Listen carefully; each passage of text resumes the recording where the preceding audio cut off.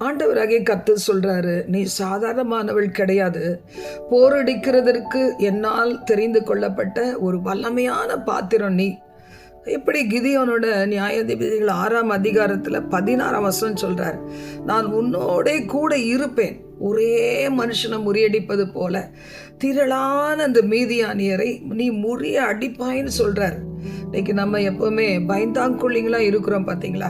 யாராவது எனக்கு துணை வந்தாதான் போவேன் என்று சொல்லுகிறோம். தேவரால் நீ வந்தாதான் அந்த யுத்தத்துக்கு போவேன்.